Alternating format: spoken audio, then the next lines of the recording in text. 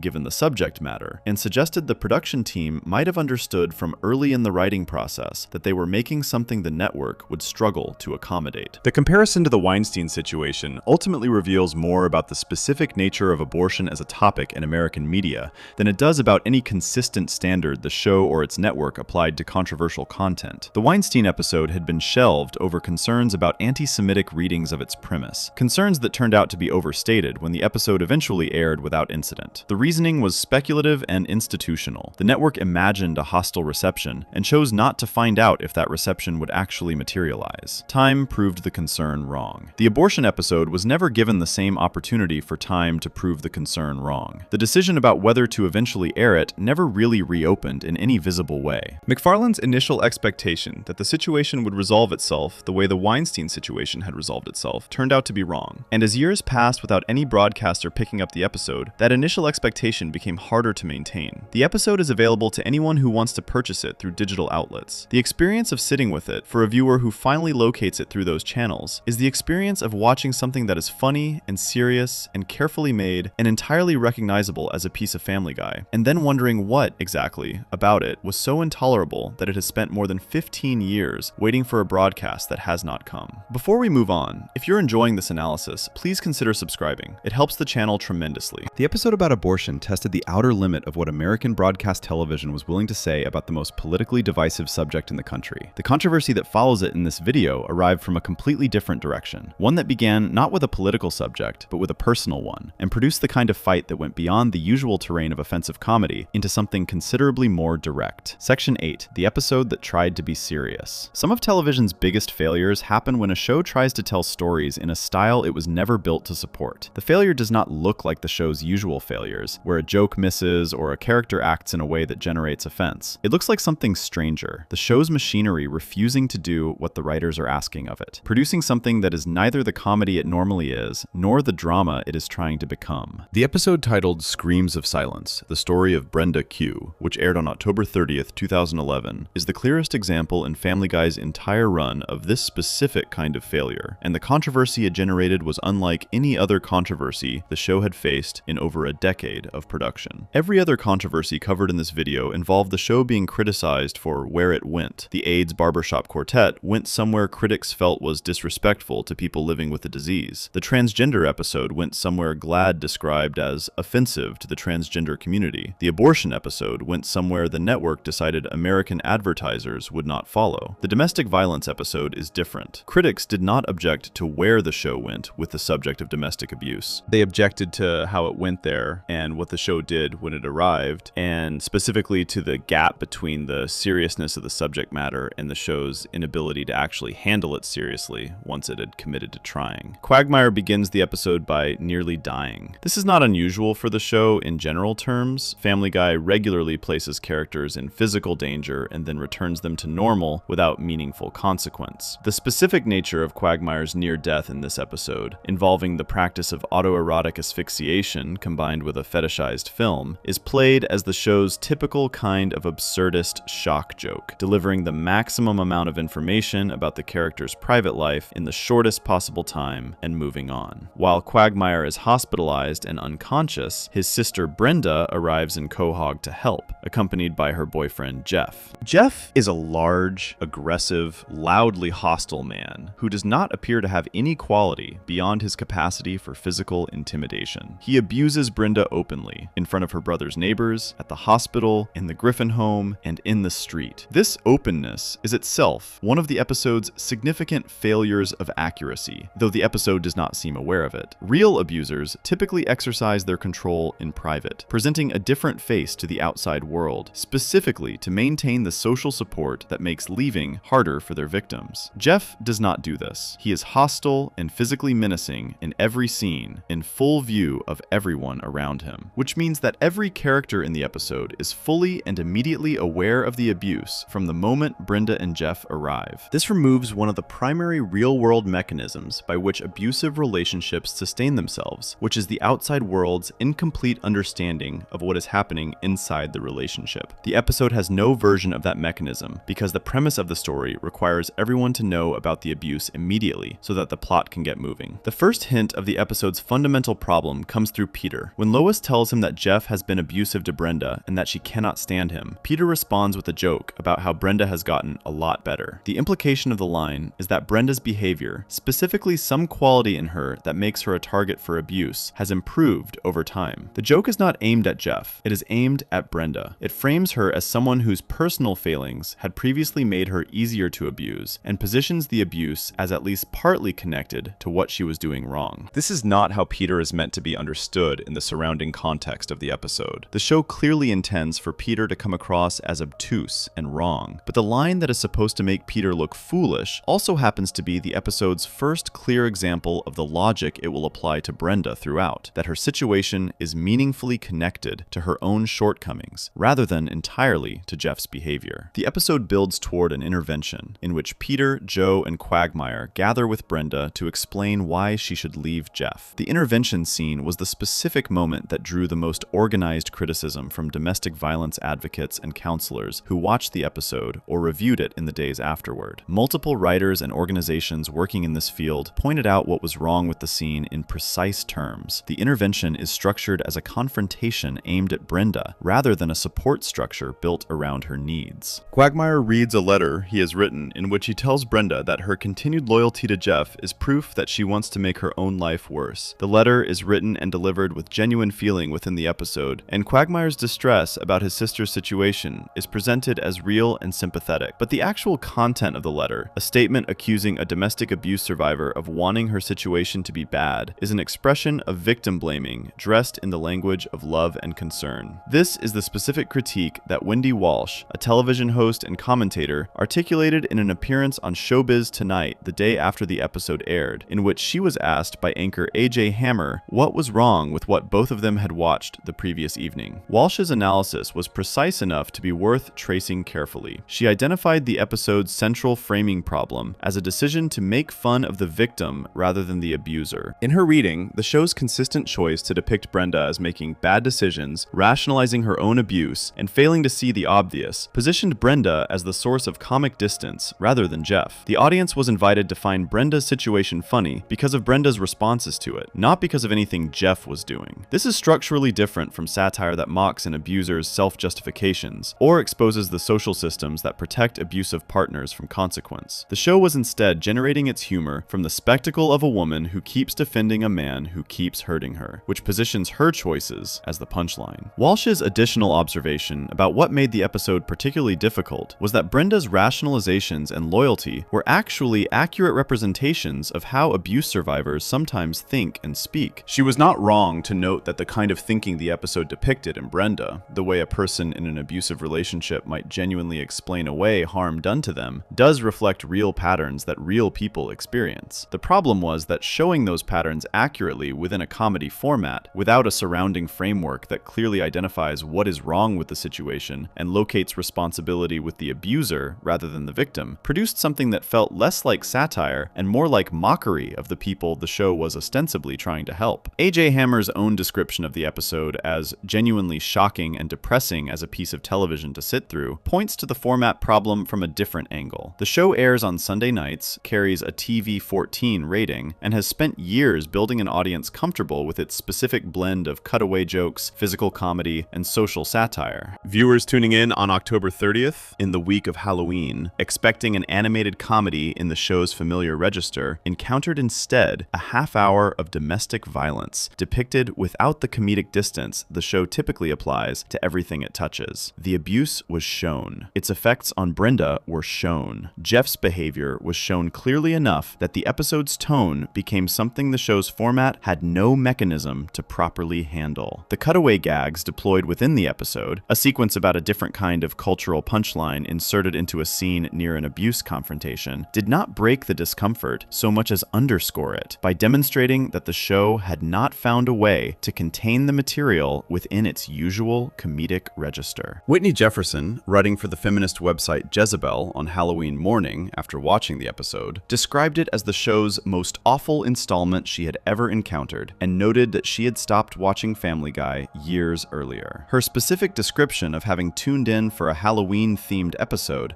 and found something she could only describe as genuinely awful captured something real about the dissonance between what the show's format promised and what the episode delivered. Jefferson had been comfortable enough with the show's usual offensive content that she had simply stopped watching without any particular urgency. What she found in the domestic violence episode was not the kind of offensive content she had been numbed to. It was something that felt like a different category of problem. Susan Aumiller, writing for Haven, a domestic violence service organization in Michigan, published a piece the day after the episode aired that made explicit what was missing from the show's treatment of the subject. Aumiller argued that the show had missed the mark not by being too extreme or too graphic, but by spreading inaccurate information about how abusive relationships work and what actually helps people in them. The intervention scene bothered her specifically because it would be the version of this conversation that many viewers were most likely to remember, and because it presented victim blaming as a legitimate approach to helping someone being abused. Organizations working in domestic violence support spend significant effort addressing exactly the misconception the show had reinforced, that staying in an abusive relationship is primarily a choice the victim is making freely, for reasons connected to their own psychology or deficits, rather than a situation maintained by complex power dynamics that make leaving both dangerous and difficult. The show depicted Brenda as making bad choices. Aumiller pointed out that this framing is part of the problem real advocates work against. The episode's resolution compounds this problem in a way the show does not appear to recognize as problematic. Quagmire and Joe decide that the correct response to Jeff's abuse is to kill him. Jeff is eventually killed by Quagmire during a confrontation away from Brenda. Brenda is then given a fabricated letter claiming that Jeff chose to leave her, rather than being told that her brother murdered her boyfriend to protect her. The episode ends with Brenda weeping over Jeff's departure, mourning a man who had spent the episode hurting her while being actively deceived about what actually happened. The show presents this deception as kindness, as something done to protect Brenda from a painful truth. The effect, however, is to remove the last available moment in which Brenda might have any agency in the story. She does not get to learn the truth, process it, or make any decision in response to it. She ends the episode as she spent it, an object other characters make decisions about and around, rather than a person with any capacity to direct her own situation. This is the detail that separates this episode from the adjacent controversy about the transgender episode, in which the criticism centered on specific scenes that undercut a potentially sympathetic portrayal. The transgender episode had elements that critics acknowledged as well handled, even within their broader objections. With the domestic violence episode, critics who were already familiar with the subject found very little to acknowledge as handled correctly. The academic blog post, from a social work perspective, pointed out a specific factual error in the episode. Joe tells Quagmire he cannot arrest Jeff because Brenda has not filed a formal complaint. Rhode Island law, where Quahog is set, actually mandates that police make an arrest in domestic assault cases killings on the basis of probable cause alone, without requiring the victim to file a complaint. Joe's explanation, offered as a plausible legal obstacle within the episode, was simply wrong about how the state where the show is nominally set actually handles domestic violence cases. There is also something worth noticing about who the episode uses as its advocates for Brenda. Quagmire, the character framing the situation as an urgent crisis requiring violent intervention, is one of the show's most consistent perpetrators of sexual assault and sexual coercion across hundreds of episodes. Peter, who oscillates between dismissiveness about the abuse and willingness to participate in the murder plot, is a man whose treatment of his own wife has generated its own sustained set of objections across the show's history. Joe, the police officer who decides to ignore his own legal obligations and participate in a murder rather than take any official action, is depicted sympathetically for having made this choice. The show is asking its audience to root for a rapist, a domestic abuser, and a corrupt police officer to save a domestic violence victim from her abuser, while the victim herself has no meaningful involvement in her own rescue. The episode wanted to say something serious about the harm domestic abuse causes. The characters it assembled to say it with were incapable of carrying the argument without undermining it at every step. The Jezebel headline describing the episode as a horrible new low attracted attention partly because of who was saying it. Jefferson had written about Family Guy before and had no particular investment in being appalled by it. The fact that this episode produced that response, rather than the weary recognition of the show's standard offenses,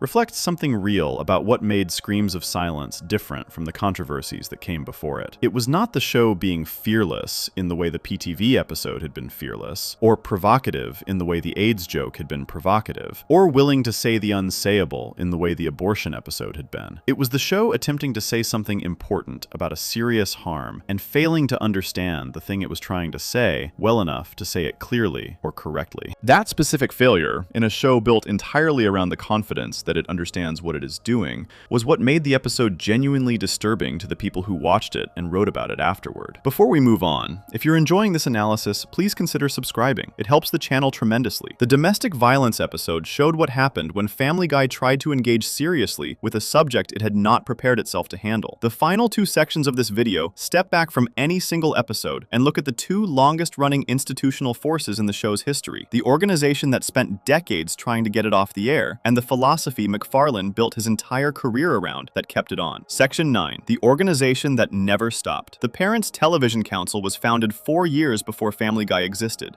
Brent Bozell III, a conservative political activist who had previously run organizations supporting the campaigns of conservative candidates including Pat Buchanan, launched the organization in 1995 as a project of his Virginia-based Media Research Center, which he had founded in 1987 to monitor what he described as liberal bias in news coverage. By the mid-1990s, Bozell had concluded that the more urgent problem in American media was not political slant, but a broad decline in decency across prime-time television. The PTC was built specifically to address that problem, and the planning meetings that shaped its early direction included Charlton Heston, the actor and longtime president of the National Rifle Association, and Michael Medved, the film critic and conservative commentator. Both eventually served on the organization's advisory board. Steve Allen, the legendary entertainer who had been one of American television's earliest major personalities, was the organization's co-founder and honorary chairman. The specific combination of people in those early planning meetings tells you something about what the organization was designed to be. Heston provided cultural gravity and broad public recognition. Medved provided credentials in media criticism and a platform for conservative commentary on entertainment. Allen provided something more unusual, a respected figure from inside the entertainment industry itself, a man who had spent decades performing on the same medium the organization intended to police, whose presence allowed the PTC to position itself as something more than an outside pressure group. Allen's involvement gave the organization a credibility with the press that purely political advocacy groups often lacked. By 1996, within a year of the organization's founding, the PTC had secured the support of several members of the United States Congress, including Senator Joe Lieberman of Connecticut, who had established a reputation as a Democrat willing to criticize entertainment industry content on moral grounds. The involvement of a senator from outside the Republican coalition was significant because it allowed the PTC to present its mission as something other than partisan politics, as a cross-ideological concern about what American children were exposed to on broadcast television. By 1998, Bozell and Allen had escalated the organization's public profile through a national newspaper newspaper advertising campaign calling on the entertainment industry to address sexual and violent content in primetime programming. By 2000, the PTC had grown to 653,000 members and supporters, a number that gave it real organizational weight when it directed those members to file complaints or write letters. The organization's business model was built around a specific set of tactics that it applied consistently to every show it targeted. First, it monitored programming content and produced detailed written assessments that rated shows based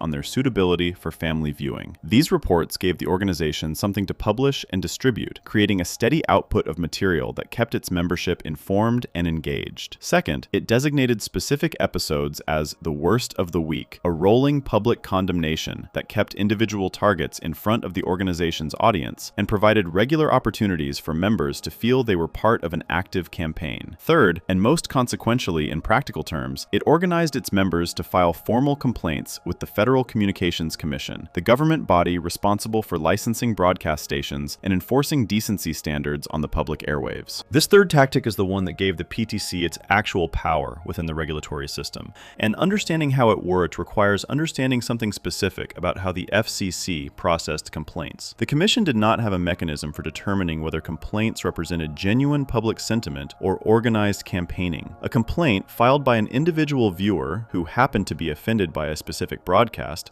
was processed in exactly the same way as a complaint filed by a member of an organized group who had been directed to file it by the organization's newsletter. The number of complaints a broadcast generated was treated as evidence of its impact on the viewing public. The PTC understood this, and its methodology was designed to exploit it. The clearest demonstration of what this meant in practice came in reporting published by the trade publication Media Week in December 2004. The report revealed that approximately 99.8% of all indecency complaints received by the FCC in 2003 had originated from a single source, the Parents Television Council. The Commission had received roughly 240,000 complaints that year. All but a few hundred of them had come from an organization with 653,000 members who were being systematically directed to file. The number that was being treated as evidence of widespread public outrage about broadcast indecency was, almost in its entirety, the output of a single organization's mobilization effort. The FCC's complaint inbox was functioning less as a public voice than as a distribution mechanism for the PTC's organized campaigns. This does not mean that every show the PTC targeted was without any genuine public concern attached to it. Family Guy generated real reactions from real viewers who had no connection to the organization and objected to specific content for their own reasons. But the specific scale of the complaints that reached the FCC, the numbers that carried regulatory weight and forced the Commission to open formal investigations, was manufactured almost entirely by one organization applying a disciplined and methodical approach to the machinery of government oversight. Understanding this is important for understanding what the PTC's decades of opposition to Family Guy actually accomplished, because the answer is considerably less than the complaint numbers would suggest. The organization's first formal move against Family Guy came in May 2000, barely a year after the show had premiered. The PTC launched a letter-writing campaign directed at the Fox network, explicitly calling on the network to cancel the show. The timing was notable. The campaign arrived at almost exactly the moment when Fox had already been internally debating whether to cancel Family Guy following poor ratings in its second season. The network had been bouncing the show around its schedule, placing it against increasingly difficult competition, and the ratings had declined each time. Whether the PTC's campaign contributed to Fox's eventual cancellation decision in the spring of that year is impossible to say with certainty, but the two events arriving within weeks of each other is the kind of coincidence that the organization would have reason to be pleased about, regardless of whether a causal connection existed. The show's subsequent cancellation and revival, covered in the first section of this video, meant that the PTC's early effort to eliminate Family Guy from American television had not achieved its stated goal. The show came back, settled into a successful Sunday night run, and proceeded to become more, rather than less, willing to engage with exactly the kinds of content the PTC had objected to in the first place. The revived show began generating specific FCC complaints from PTC campaigns almost immediately after its return. The process worked like this. The PTC monitored an episode, identified content it believed violated FCC indecency standards, published a report on its website, and directed members to file complaints. The Commission was then required to review the complaints and determine whether the content in question met the legal definition of broadcast indecency, which required the material to be both patently offensive, as measured by contemporary contemporary community standards and to involve actual or simulated sexual or excretory content. The standard gave the FCC significant discretion in deciding what qualified, and in most cases involving Family Guy, the Commission's response to PTC complaints was to decline to take action. The January 2005 rebroadcast of the episode And the Wiener is prompted a formal PTC complaint, which the FCC reviewed and denied. The Commission's reasoning was that even though the episode's humor involved anatomical references, the absence of explicit or graphic depictions meant the content did not meet the threshold for actionable indecency. The November 2005 episode PTV, which was itself a direct satirical attack on FCC censorship, written specifically out of the production team's anger at the regulatory climate the PTC had helped create, generated a PTC campaign to file complaints that the PTC itself expressed uncertainty about whether to formally submit. The organization acknowledged the irony of complaining to the FCC about an episode that was making fun of complaining to the FCC, though the acknowledgement did not cause it to stop the campaign. The episode that produced the single largest complaint response in Family Guy's history was Family Gay, which aired in March 2009 and included a cutaway sequence that the PTC found objectionable on multiple grounds. The organization mobilized its membership with unusual intensity, and by its own accounting, the resulting complaint campaign produced approximately 188,368 individual FCC complaints. This number is extraordinary in any context. The FCC typically received around 500 complaints per month from all sources. A single episode of Family Guy had, through PTC mobilization, generated the equivalent of more than 30 years worth of average monthly complaints in a single campaign. The FCC received the complaints, reviewed the episode, and did not take formal enforcement action against Fox. This pattern, the PTC generating an enormous complaint response that the FCC then largely declined to act on, repeated itself across multiple episodes and multiple seasons. The Commission denied or declined to investigate a substantial portion of the complaints the PTC generated about Family Guy specifically. The specific legal definition of broadcast indecency gave the FCC enough discretion to conclude that Family Guy's humor, however offensive to PTC members, typically did not meet the formal legal standard for government enforcement. The PTC's campaigns produced noise, documentation, and public attention. They produced very little in the way of formal regulatory consequences for the show or its network. McFarlane's public response to the organization, as it accumulated across various interviews through the show's revived run, became increasingly direct. In a 2008 interview with The Advocate, a publication focused on LGBT issues, McFarlane was asked about the PTC's ongoing criticism. His response used language that would have been recognized as unusually hostile, even by the standards of a show built on hostile language. He compared receiving the organization's communications to receiving hate mail from one of history's most recognizable perpetrators of organized evil, described its members as genuinely terrible human beings, and said the organization spent its entire existence hating people while claiming to operate on principles of Christian charity. He was not softening the comparison or qualifying it. He meant it in the strongest available terms. This level of public hostility toward an organization that had been criticizing the show since its first year said something about how the production team experienced the sustained pressure the PTC applied. Most television controversies involve a specific incident, a reaction to it, and a resolution of some kind. The PTC's relationship with Family Guy had no resolution point. Every episode was a potential target. Every season brought a new set of worst TV show of the week designations. The organization did not stop between seasons or ease off when other controversies dominated the news cycle. Its opposition was institutional and permanent rather than responsive and specific, which made it feel qualitatively different from any other adversary the show had faced. The show responded through its own format. The PTV episode, covered in detail earlier in this video, was the most elaborate of these responses, building an entire satirical storyline around the exact mechanisms the PTC used to pressure the FCC. The episode used the PTC's own abbreviation in its title, depicted an FCC staffed with characters modeled on the kind of regulatory overreach the organization had been lobbying for,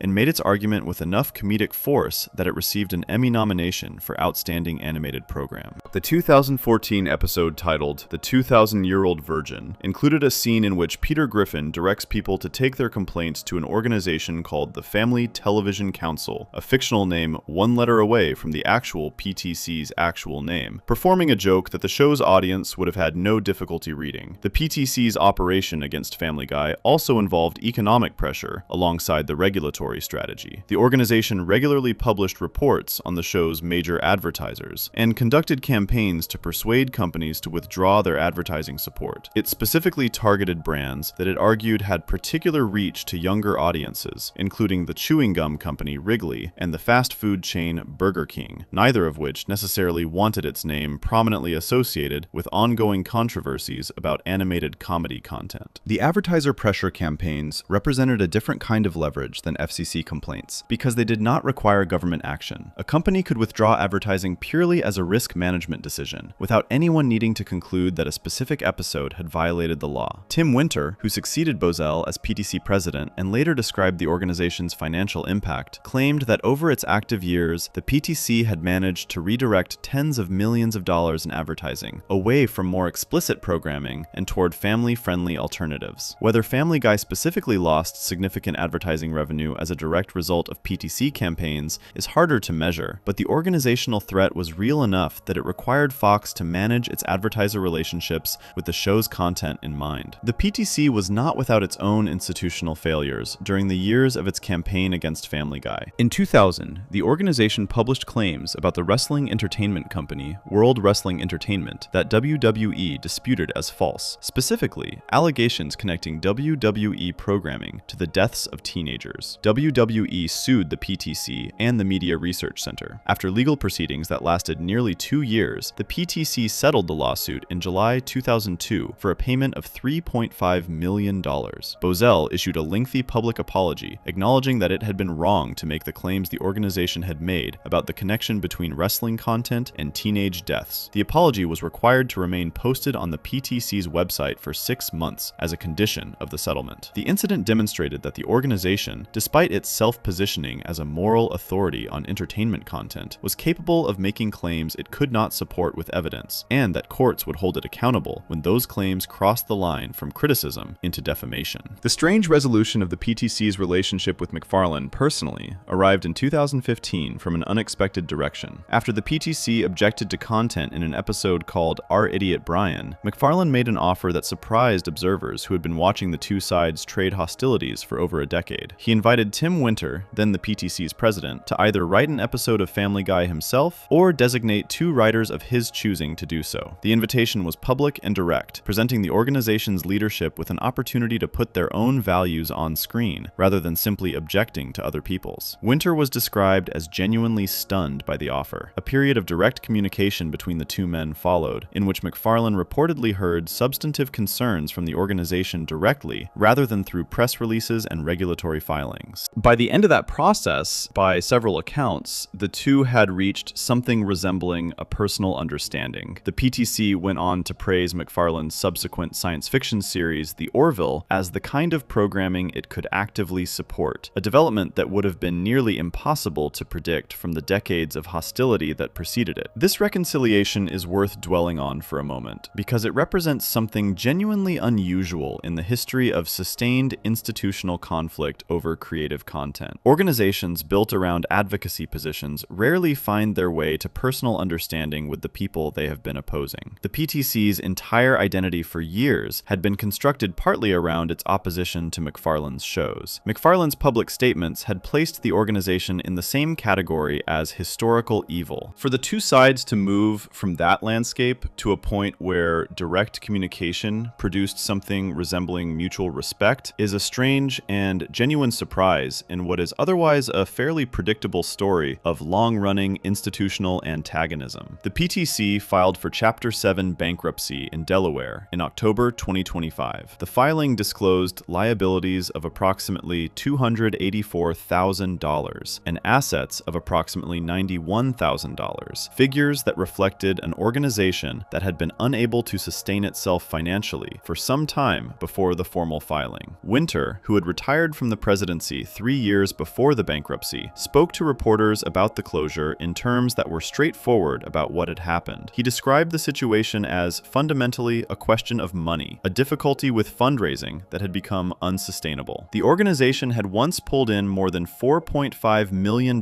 annually. By the end, it was unable to meet basic operational expenses. The specific reason the PTC could not raise the money it needed connects directly to a change in how Americans consume entertainment that the organization's entire mission had been built to address through regulatory channels that only applied to broadcast television. The FCC's authority to regulate indecency applies to programming that travels over public airwaves, the traditional broadcast spectrum that networks like Fox use. It does not apply to cable television, to satellite radio, or to streaming services. In the years following the PTC's peak influence in the mid-2000s, the most significant shift in how Americans watched television was a mass migration towards streaming services that the FCC had no jurisdiction over at all. Netflix, and later dozens of competing platforms, operated entirely outside the regulatory framework the PTC had spent its existence trying to strengthen and exploit. The organization could file 200,000 FCC complaints about a broadcast episode of Family Guy, and potentially influence how the commission thought about indecency enforcement on public airwaves. It had no comparable tool for anything that appeared on a streaming platform, which, by the early 2020s, had become the primary destination for the most popular and most discussed television content in the country. The PTC's tagline throughout its active years was a phrase that positioned children at the center of its mission. The phrase said simply that because children were watching, the organization existed to protect them. The implicit argument behind it was that the television being watched by children in American homes required outside institutional oversight, because neither the industry producing it nor the parents of the children watching it could be relied upon to make those decisions adequately. This argument had enough resonance in the 1990s and early 2000s, when a relatively small number of broadcast networks produced the overwhelming majority of what most Americans watched, that the organization built real political and financial support around it. The argument became progressively less coherent as the number of available content providers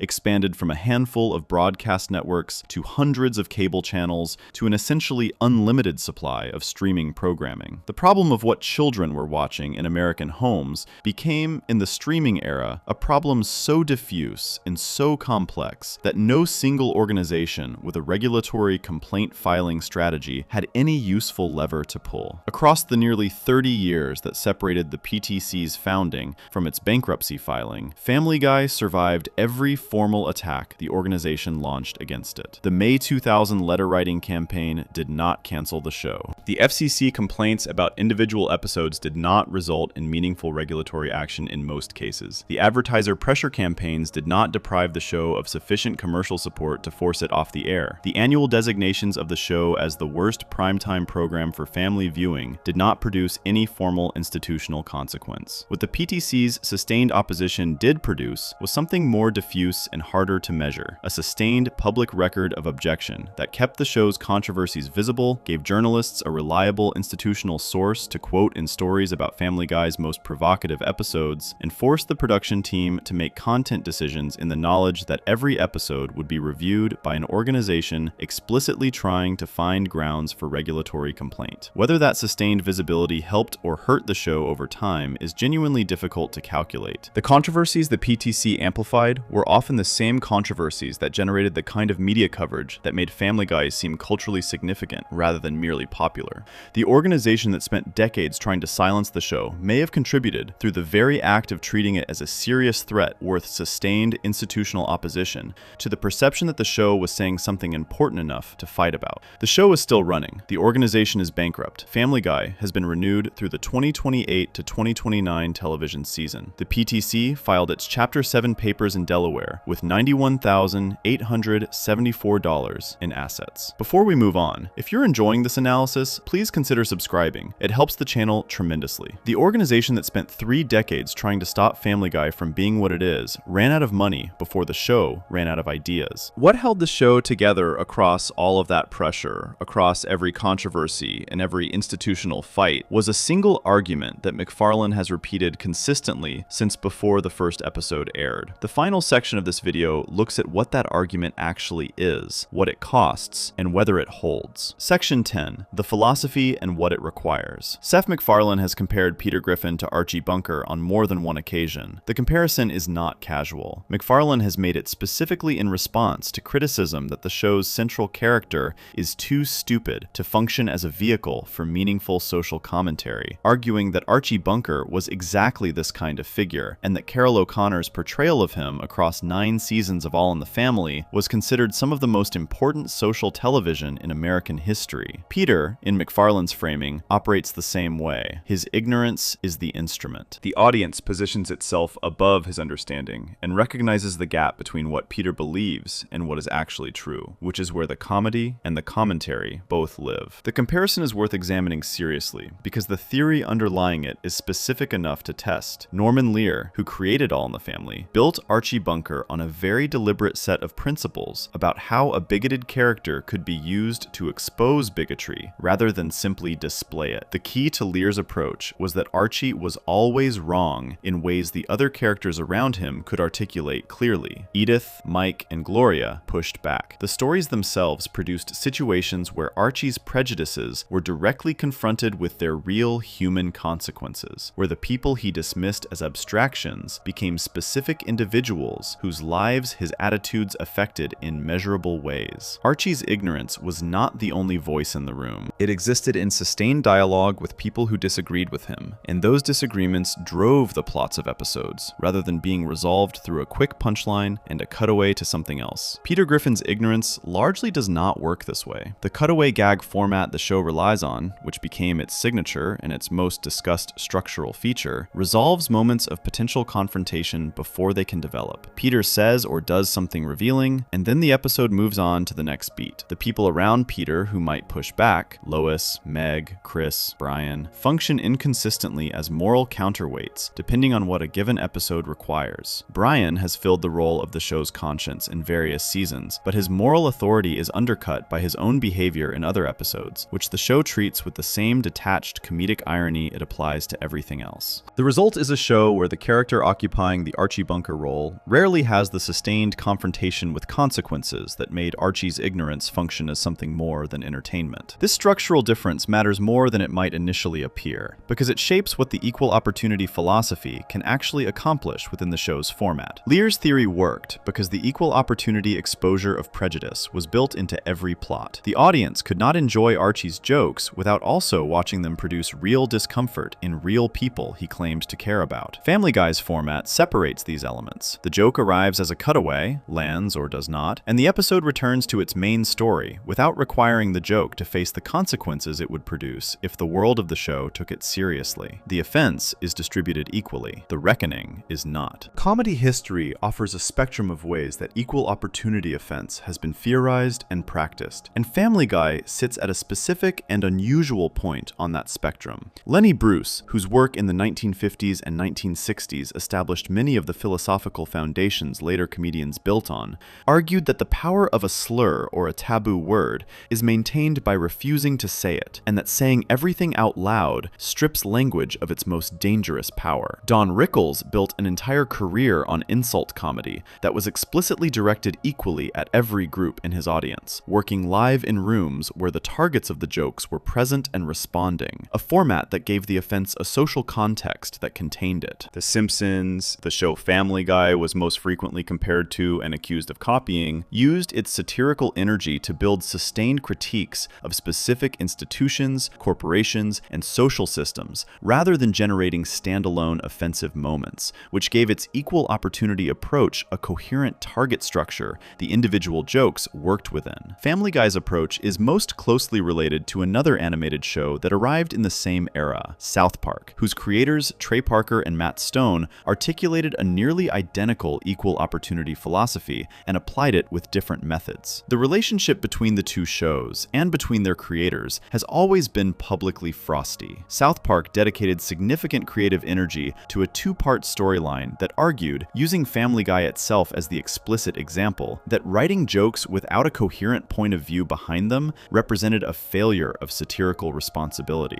Parker and Stone's position was that equal opportunity offense without structural argument is simply offense, that generating a reaction from every direction simultaneously does not prove you are saying something about the world, only that you are saying things. McFarlane's response, over many years and many interviews, was to note that South Park's own commitment to equal opportunity had produced its own set of controversies, and that the distinction Parker and Stone were drawing between thoughtful satire and empty shock was less clear in practice than it sounded in theory. What neither show's creators have fully resolved, and what both controversies around both shows have repeatedly surfaced, is the question of whether equal opportunity offense produces equal opportunity understanding in an audience. The equal opportunity principle is a production principle. It governs what gets made. It has no mechanism for governing how what gets made is received. Two viewers watching the same episode can receive it in entirely different registers. one reading the ignorance as satirical and one reading it as endorsement, and the production principal has already done everything it can do by the time the episode reaches them. In January 2019, the show addressed one category of this problem directly, in a way that had no real precedent in its own history. During an episode featuring a cartoon version of Donald Trump as a guest character, Peter Griffin made a statement about the show's own content. He told the cartoon Trump that Family Guy was trying to phase out gay jokes because the cultural landscape had changed,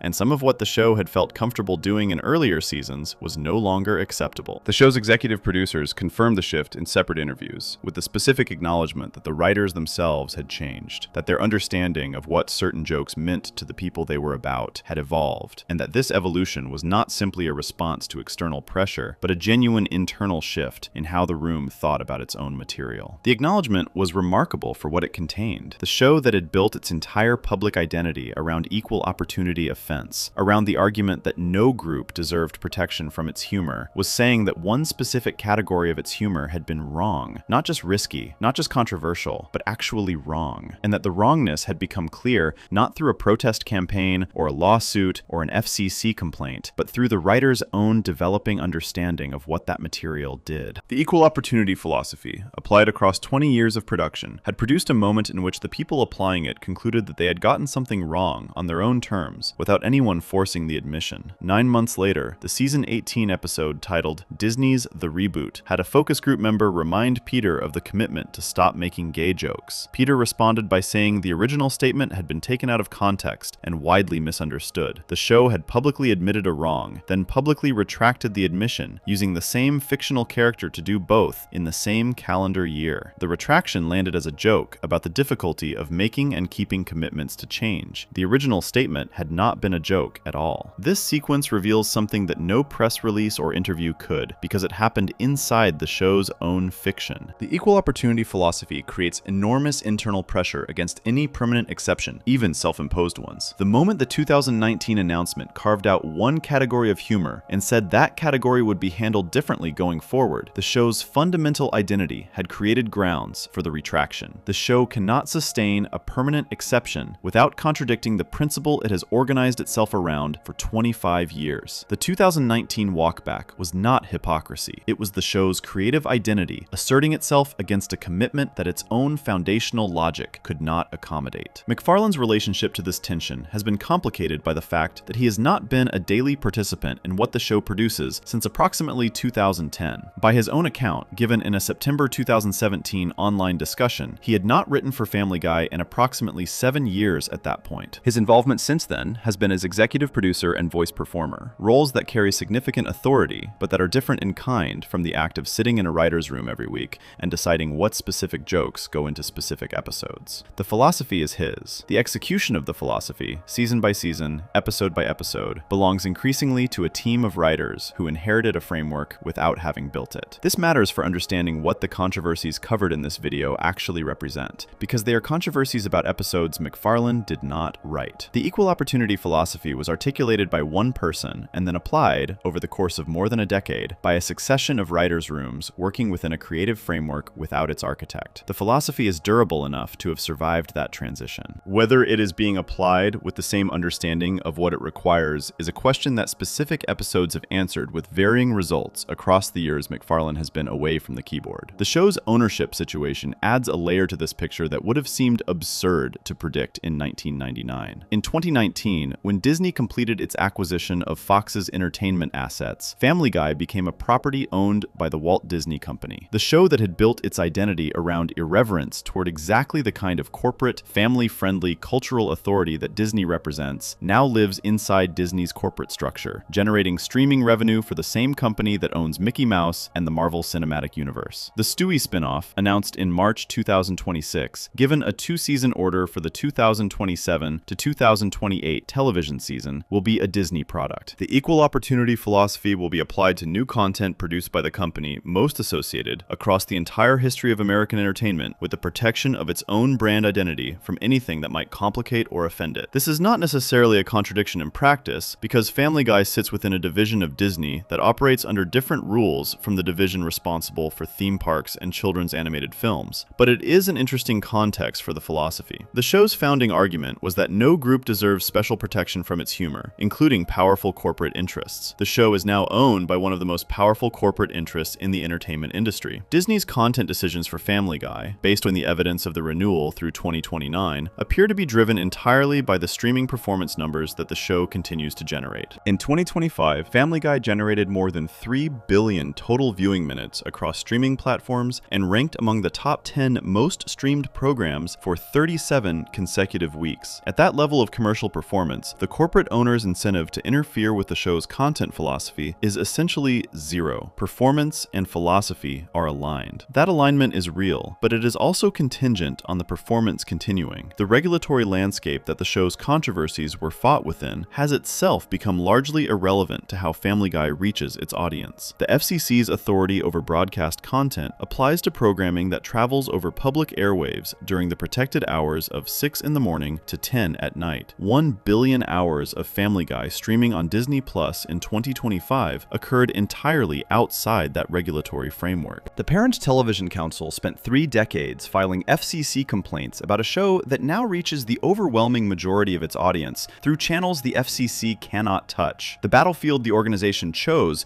was rendered obsolete by the same technological shift that eventually starved it of donations and members, as the media landscape moved from regulated broadcast to unregulated streaming faster than any advocacy organization built around the older model could adapt to. What the equal opportunity philosophy actually requires, stripped of its use as a defensive argument in specific controversies, is something more demanding than simply committing to target every group equally. It requires understanding every group it targets with enough depth and specificity that the targeting produces something worth the controversy it generates. The anti-Semitism episode met this requirement because the writers who made it had enough direct connection to the subject that the execution matched the intention. The transgender episode did not meet it because the distance between McFarlane's stated intention and the episode's actual effect on the community it addressed revealed a gap in understanding that commitment alone could not close. The domestic violence episode failed it so completely that the philosophy was not even the relevant frame for understanding what went wrong. The show has been producing new episodes for 26 years, and it will continue producing them through at least 2029, when the current renewal expires. A spin-off focused on Stewie, the character whose unresolved identity and dark humor have sustained some of the show's most consistently interesting material, is in production for 2027. The franchise that began in a Rhode Island School of Design thesis film is becoming, in its late period, an animated universe with the same multi-property ambitions that the corporate entity owning it has applied to every entertainment franchise it has acquired. The equal opportunity philosophy will travel with it, applied to whatever subjects a new generation of writers decides to touch, within whatever constraints the commercial relationship between Disney and Fox produces in the years ahead. Whether the philosophy is sufficient for what the franchise is becoming is a question the franchise's next controversies will answer. The ones covered in this video answered it unevenly, sometimes vindicated by outcomes, sometimes complicated by execution, sometimes simply irrelevant to the institutional forces that shaped what got made and what got seen. The show that articulated it has outlasted the organization that spent 30 years opposing it, survived the death of the regulatory framework its worst fights were conducted within, and signed a deal through 2029 with the same company that owns Cinderella. The philosophy is still there. The world it operates in is almost entirely different from the one it was built for. If you enjoyed this video essay, make sure to subscribe. Thanks for watching, and I'll see you in the next one.